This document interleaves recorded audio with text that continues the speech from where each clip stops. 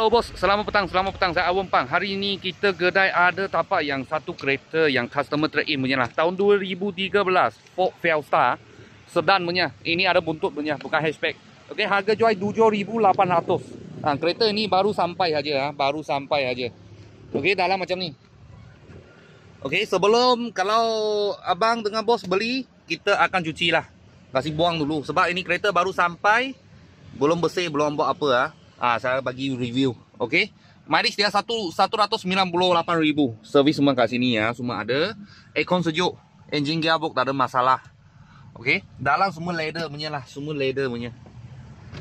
Belakang macam ni. Belakang macam ni.